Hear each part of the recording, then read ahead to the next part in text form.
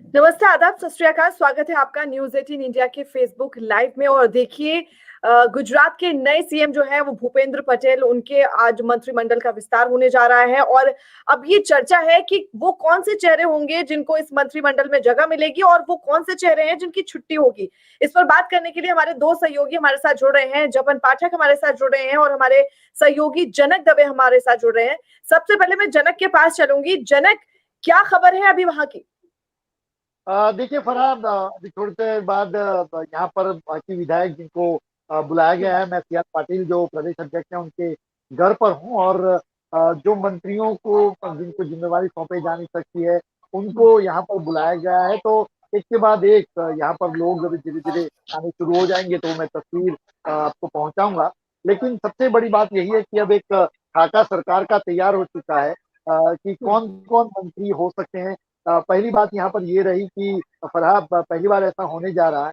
इसको आप बड़ा कॉल कह सकते हैं पार्टी की ओर से, और ये शायद यही पार्टी में हो सकता है। बाकी पार्टी में इस तरीके के फैसले नहीं लिए जाते। एक बड़ा फैसला ये है कि पूर्व जो रूपानी सरकार थी उसके ज्यादातर मंत्री ड्रॉप किए जा रहे हैं। एक या दो ही मंत्री ये जिनको वहां जगह मिल सकती है नई मंत्रिमंडल में। तो एक बड़ा कॉल लिया गया है और इसको हमें अब देखना होगा इसके पॉलिटिकल रिपरकेशन क्या हो सकते हैं, किस तरीके का फैसला लिया, ये जपन भाई हमें बेहतर समझाएंगे। लेकिन मैं आपको यहाँ डेवलपमेंट यहाँ पर देखिए, अब धीरे धीरे जो यहाँ पर आप देख सकते हैं, एक के बाद एक अब विधायक यहाँ पर आने शुरू हो गए हैं। ये सी आर पाटिल का जो घर है जहाँ पर मैं अभी खड़ा हूँ, और विधायकों के लिए जिनको मंत्रिमंडल में शामिल करना है उनसे लगातार इस मामले में अभी सलाह मशवरा हो रहा है। और 10 बजे तक जो विधायक थे उनको सदस्य निवास पर बुलाया गया था और सभी विधायकों को वहां पर रहने के लिए कहा गया है। तो आज दोपहर बाद कभी भी बताया जा रहा 3 बजे बाद वो वक्त होगा जब गवर्नर से समय जब मांगा जाएगा, तो उसके बाद कभी भी यहाँ मंत्रिमंडल का शपथ समारोह आयोजित हो सकता है। ठीक, तो जपन जी के पास चलते हैं। जपन जी, देखिए, जो सबसे बड़ी बात सामने आ रही है कि नए युवा चेहरों को मौका दिया जाएगा और जो पुराने हैं उनको हटा दिया जाएगा। तो ये जो सोच है, पुरानों को हटाना भी देखिए, क्योंकि नाराजगी हो सकती है और अगले साल जो चुनाव होने हैं, ऐसे में ये जो समीकरण बनाया गया है, क्या सोच हो सकती है इसके पीछे? देखिए, गुजरात का जो मंत्रिमंडल है उसमें जहां तक कैबिनेट मिनिस्टर्स का सवाल है, तो नरेंद्र भाई मोदी जब चीफ मिनिस्टर थे तब एक फिक्स फॉर्मूला थी और उसी फॉर्मूला को फिर आनंदीबेन ने भी फॉलो किया और विजय रूपाणी ने भी बेसिक तौर पे तो फॉलो किया। थोड़ा लिबर्टी लिया उन्होंने, थोड़ी संख्या ज्यादा हो गई। अब अगर आप कैबिनेट पोर्टफोलियो देखे, एमओएस की मैं बात नहीं कर रहा हूं, तो उसमें एक ओबीसी होता है, एक दलित होता है, एक आदिवासी होता है, एक क्षत्रिय होता है, एक लेहुआ पटेल होता है, एक कड़वा पटेल होता है। जनरल कैटेगरी से अगर कोई मेरिट वाला है या वुमन अगर कोई एलिजिबल है तो नरेंद्र भाई तो उनको भी रखते थे। तो ये फिक्स फॉर्मूला जहां तक कैबिनेट मिनिस्टर्स का सवाल है ये रहता था और मुझे लगता है वही फॉर्मूला इस बार भी as far as cabinet ministry का रैंक का सवाल है वो रहेगा। या फिर हम देखते हैं कि कुछ नया हो, लेकिन जनरली वो रहता है। और इसके साथ साथ रीजनल बैलेंसिंग होता है कि किसी भी रीजन का भी ज्यादा वेट कैबिनेट रैंक में ना हो जाए। एमओएस में तो छूट रहती है कि आप यहाँ वहां एडजस्ट कीजिए, लेकिन कैबिनेट रैंक में जनरली रीजनल बैलेंसिंग और कास्ट बैलेंसिंग होता है, तो वो तो इस बार होगा। अब जो इस बार हवा है, जो हमें संकेत मिल रहे हैं, हालांकि भाजपा के बारे में कुछ भी हम अगली मिनट का भी या अगले दिन का भी कुछ अब सटीक हम कोई अनुमान नहीं कर सकते, क्योंकि लास्ट टाइम तक वो चलता रहता है उनका भी नेगोशिएशन। लेकिन जो सुनाई दे रहा है वो ये है कि इस बार कोई विंडोज का अपडेट नहीं हो रहा है, लेकिन पूरा विंडो का नया वर्जन रीइंस्टॉल हो रहा है। यानी कि इस बार कोई कॉस्मेटिक चेंज या रिजिग या रीशफल की बात नहीं है, लेकिन पूरी तरह से इस बार रिबूट की बात है और वो भी हार्ड रिबूट की बात है। और वही हमने स्टेट पार्टी प्रेसिडेंट की नियुक्ति में भी देखा। अभी हमने चीफ मिनिस्टर का जो चेहरा आया उसमें भी देखा कि it's complete reinstall, complete hard reboot, और वही हम मंत्रिमंडल में भी देखने जा रहे हैं। तो चेहरे बदलेंगे, लेकिन बैलेंसिंग का अप्रोच जहां तक मुझे लगता है, मेरा तजुर्बा है, वो सेम रहेगा, जो मॉडल है वो। चलिए, ये देखना होगा कि क्या मॉडल रहेगा। लेकिन जनक, आपसे जानना चाहेंगे, देखिए, ऐसी भी पूरी संभावना है कि जो डिप्टी सीएम है नितिन पटेल, उनके समेत कई पुराने मंत्री जो हैं वो नए सीएम के साथ रहेंगे, कुछ ऐसा? देखिए, सभी जो वरिष्ठ मंत्री रहे हैं उन सबको ड्रॉप करने का एक खबर हमें विश्वसनीय सूत्रों से पार्टी से हमें मिल पा रही है। कल जिस तरीके से बैठकों का दौर चला, संगठन महासचिव बी.एल. संतोष जब यहाँ पे थे और पूर्व मुख्यमंत्री विजय रूपानी उस मीटिंग में उनको रखा गया था और बकायदा एक कंसल्टेशन। देखिए ये पार्टी में कितना स्मूथ ट्रांजिशन होता है जब बाकी पार्टियों में, इसका सवाल मैं जपन भाई से इसे पूछना चाहूंगा, लेकिन इससे पहले ये डिटेल बता दूं कि क्या हुआ। तो कल विजय भाई खुद बैठे और जो मंत्री जिनको ड्रॉप करना है, वरिष्ठ उनकी उम्र के आसपास के जो लोग हैं, उन तमाम लोगों को कहा गया कि देखिए मैंने इस्तीफा दे दिया, एक डिजाइन के मुताबिक नए लोगों को जगह मिलनी चाहिए, इसलिए आपको ड्रॉप किया जा सकता है। तो ये कंसल्टेशन वाली प्रोसेस थी, उसमें विजय भाई को साथ में रखा गया था। तो ये एक डेवलपमेंट के तौर पे है कि सारे मंत्री इसमें है। पर जपन भाई मेरा सवाल आपसे है, क्योंकि आप भली भांति और बखूबी को यहाँ सालों से रिपोर्टिंग करते रहे हैं, बीजेपी को बहुत नजदीक से उसकी कार्यशैली को देखा है। जपन भाई ये क्या बीजेपी की ओर से सबसे बड़ा कॉल कह सकते हैं कि सारे मंत्रियों को ड्रॉप करना, वरिष्ठ मंत्रियों को ड्रॉप करना, और ये इसको अगर बड़ा कॉल माना जाए तो इसके पीछे वजह क्या हो सकती है? देखिए अभी आपने सेंटर में भी देखा तो अप्रोच तो तभी हमको इंडिकेट हो गया था। सेंट्रल गवर्नमेंट में अभी आपने देखा प्रकाश जावड़ेकर, रविशंकर प्रसाद, हर्षवर्धन, जो बड़े बड़े पोर्टफोलियो थे, कुछ तो वाजपेयी के समय से, लेकिन उनको भी हटाया। तो वही दिखाता है, वो उसी से हमको इंडिकेशन आता है कि अभी जो पार्टी की लीडरशिप की सोच है वो परफॉर्मेंस बेस पर है, मेरिट बेस पर है। और जो रिजिग होता है वो छोटा मोटा रीशफल नहीं होता, लेकिन हार्ड रिबूट होता है। तो इसके संकेत ये है कि नया ऑक्सीजन आता रहे, और जो कंप्लेसेंसी है कई मिनिस्टरों में, जो अपनी बीजेपी की लीडरशिप की तो एक अपनी भी एक टीम है, उनको कोई बाहर की सर्वे एजेंसी भी नहीं रखनी पड़ती, और उनका खुद का लीडरशिप का तजुर्बा भी काफी है क्योंकि जमीन से आए हैं सब। तो उन्होंने भी ये पाया होगा कि कुछ कंप्लेसेंसी आ गई है। कुछ हम स्टेडियम के पेवेलियन से या स्टैंड से देखते हैं जनक भाई, तो लेकिन उनको तो मैदान पे मालूम पड़ता है कि क्या हो रहा है। जो पार्टी लीडरशिप है उनको कई सारी चीजें तो छटके हमारे पास आती भी नहीं है, लेकिन उनको तो फीडबैक मिलते रहते हैं कि कंप्लेसेंसी किस लेवल पे है, या डिसीजन मेकिंग, या एक जो नरेंद्र भाई की सोच थी कि क्वांटम जंप हो, इंक्रीमेंटल ग्रोथ भी ना हो, वो तो ग्रोथ से भी संतुष्ट नहीं है। आप उनकी पुरानी स्पीचेस देखिए गुजरात वाली, वो तो कहते हैं कि मुझे तो बहुत ज्यादा चाहिए, ही वांट्स, काफी चाहिए उनको परफॉर्मेंस।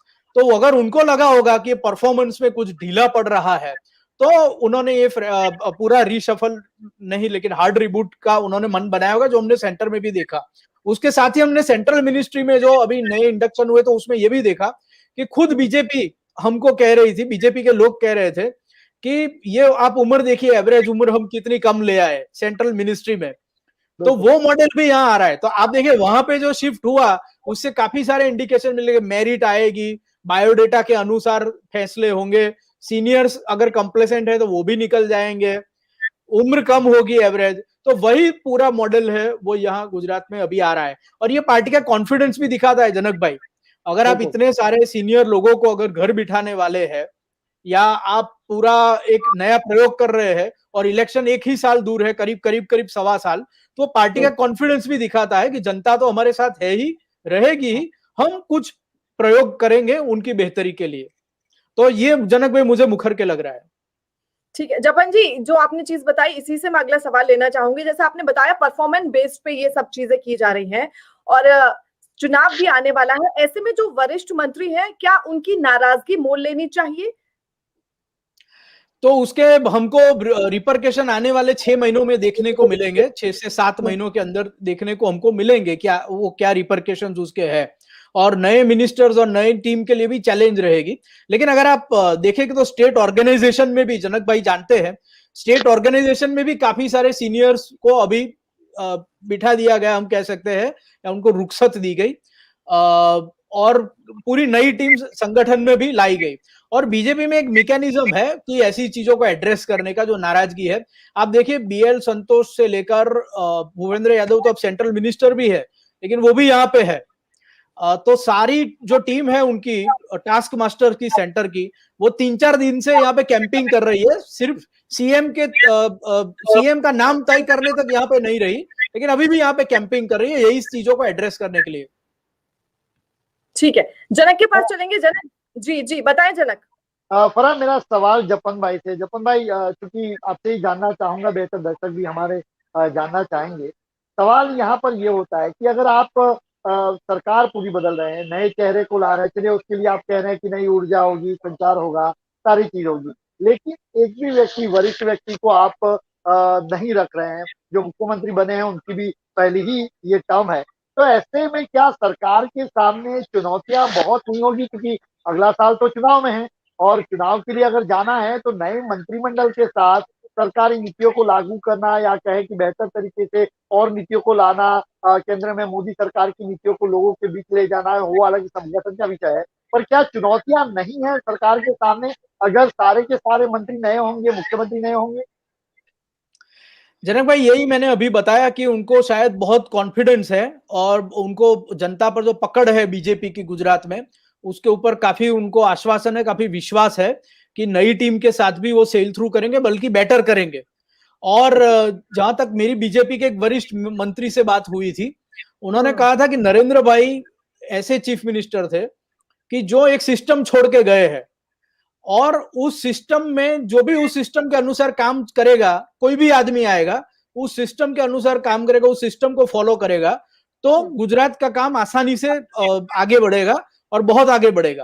तो उन्होंने ये एक विशेष चीज कही थी कि he has left A system in place. तो आदमी बदलते रहे, चाहे कोई भी उस जगह को फील करे, लेकिन वो सिस्टम के अनुसार अगर वो फॉलो करते हैं, गाइडेंस फॉलो करते हैं सारे, तो वो काम चलता रहेगा गुजरात का। That's what a senior minister told me just last month.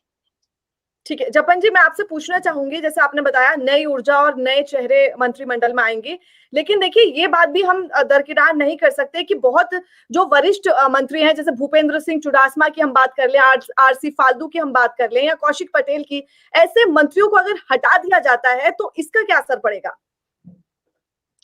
मतलब हम ये बड़े नाम जानते हैं, लेकिन अभी मैं एक अभी मैं क्या कहूं, मैं आनंदीबेन पटेल का अभी उनका गवर्नर का पेज पढ़ रहा था उत्तर प्रदेश का, और उसमें उन्होंने कुछ उनके 8-10 काम गिनवाए हैं।